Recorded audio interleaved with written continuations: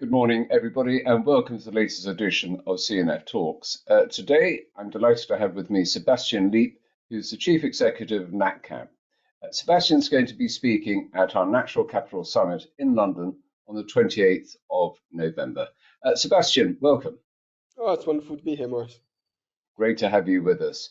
Now, NatCap is obviously a leading nature intelligence and reporting platform. So how does NatCap actually assist companies in locating and prioritizing their interfaces with nature? So we bring together all of the data that companies need to measure nature, obviously, as you mentioned, align with the TNFD and CSRD reporting frameworks, and Yeah. then crucially actually take action when they figure out what their big impacts are, where they're really dependent, and what big financial risks they should be worrying about. So what we've spent the last 6 years doing is figuring out what metrics companies need to measure, um, collecting the raw data needed to drive those metrics, building the Yeah. models to turn that raw data into metrics, and then all the software platform that makes it easy to locate those assets, measure your impact and dependencies, evaluate your risks, and figure out what to do about it. Okay. So, I mean, obviously, you mentioned TNFD, and TNFD recommendations are going to be implemented ultimately by the ISSB and standards, which will then be implemented nationally. So, compliance is obviously a key thing. But are there benefits to be had for businesses in measuring and reporting their nature impacts beyond compliance? Oh, yeah, absolutely. I've just got back from a week at COP, and the language there is all about risk. Nature Yeah. is now a risk issue. That is the primary framing through which we're engaging it. And these risks are real. You will have seen Bloomberg did a great report for last COP, when the bee stings, laying out, I think it was 10 case studies of some of the largest companies in the world facing Mm. material impacts as a result of nature risk. And these are things that we've not really thought of in those terms before, but they're very real. It's shipping companies getting fined because they're dumping ballast water in ports and introducing invasive species. It's semiconductor factories having to stop because they don't have access to water. It's 3M in the US getting sued in the tens of billions because they've been dumping Yeah. PFAS chemicals into water supply. So risk is really that framework. And this, in the same way that we spent 15 years wrapping our heads around climate risk, this is just the next frontier in that agenda. Yeah, so I mean, the next question I was going to ask was really about the debate has shifted between beyond just measuring nature impacts, so how they could be utilized, and does your platform help companies in that? You mentioned a few of those case studies and so on. Does your platform actually assist people in how they can utilize the data, not just find the data that's relevant? Oh, yeah, absolutely. So the big insights we see companies asking for are help me figure out which of those assets, which of our assets are going to be high priority for nature that we should be worrying about and why. Yeah, What are the impacts and dependencies? The third breakthrough then is actually what are the risks here that are tailored to my business? We've spent quite a few years now using some risk assessment tools that are industry generic, so everyone in the yeah, same industry gets the same output. How do we start to figure out what risks are actually specific to where my assets are, how they're being managed, and yeah, crucially, what's the financial impact if that risk were to materialize? Um, yeah, that's turning some of that raw data into the kind of insights that enterprise risk management teams need, that reporting teams need, of course, also supply mm, chain and procurement teams need. And that's the kind of value add that we've been working on. yeah, no, absolutely. I mean, going back to the raw data for a moment, how difficult is it to source that data? I mean, obviously there are myriad sources. What do you do? Do you take all those sources and sort of combine and refine and double check the data? How does the process work? So yeah, firstly, you're right. There's a tsunami of data sources out there. I think the Yeah. TNFT's data catalog does a good job of cataloging several hundred of them, but there's many more that we found. So the first Mm, job is figuring out what is the best data for the relatively small number of metrics a company will probably actually be measuring. yeah. So that's the science question, which is looking at all the data sets, figuring out its integrity, and then selecting the most appropriate high integrity one.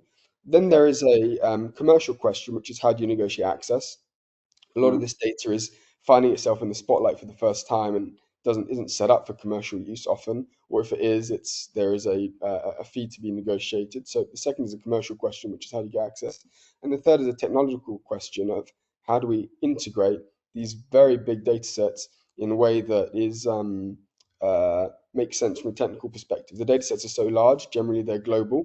You could spend a fortune on AWS or cloud fees Mm. trying to ingest them into your existing systems. How do you do that in Yeah. a smart way?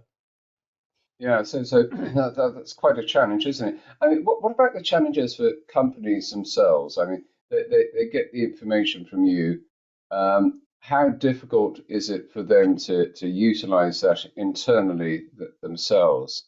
And do you provide guidance in the way your platform works to assist them in that process? Yeah, no, we have a consulting advisory team alongside that provides a consulting like experience for companies. Um, how do they use it? So it really varies by what they're trying to do with it and how advanced the company is. Yeah. I'd say a lot of companies in the end like downloading Excels from these Mm. platforms and having a bit of a go at analyzing the data themselves and putting it onto slides and reports. So that's often how Yeah. folks engage.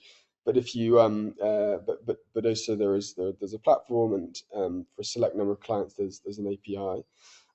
I'd say that the uh, companies just starting on their journey are really taking this from a reporting angle. So it's a simple use case, which is help me fill out the boxes I need for this report. But as the companies advance on that journey, there are multiple users from multiple different bits of the company who need to use the Yeah. data in different ways. So it becomes more complicated. Yeah. And broadly, how do you see this whole nature-related financial disclosure area evolving over the next 5 years?